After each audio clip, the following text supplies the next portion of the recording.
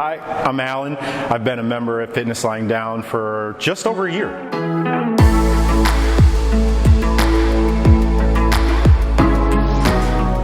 I did general things like play golf, tennis, occasional basketball, rare trips to the gym to lift weights. No plan, just go to feel like I accomplished something.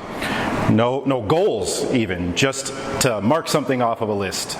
I've observed Fitness Lying Down from the sidelines for many years. I would see videos on Facebook for especially the kettlebells and coffee segments, which I always loved. They were funny, and they would usually be about a topic that just something to take into your everyday life. And the one that sticks with me more than any is holding young kids. And I had seen one of the videos.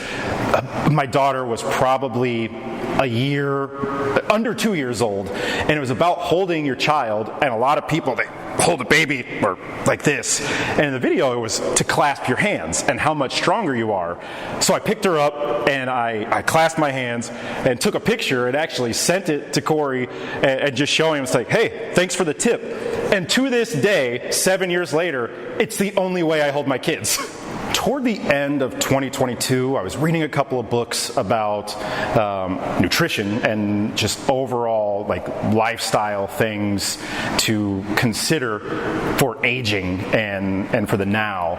And I had known that a more consistent approach to fitness is something that I wanted to have later in life, but I also understood the complexity of trying to add it later in life.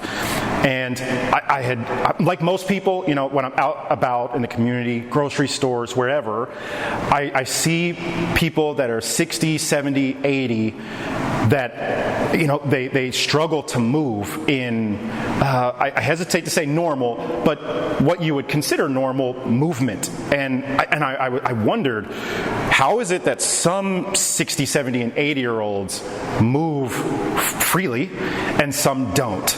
And I wanted to start working on a fitness regimen now so that my body, when I'm 50, 60, 70, it's built in to normal functions of movement that I've built over a lifetime, and to start building the foundation now.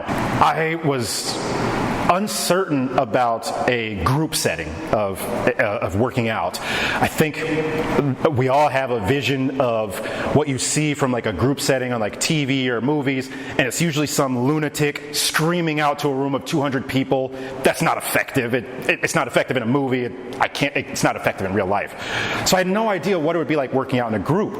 The great thing is, while it is a group, it's a small group where you still get the kind of interaction with the trainers to give you a tip, to maybe push you a little bit more when maybe you don't think you can go more, just to find that right balance.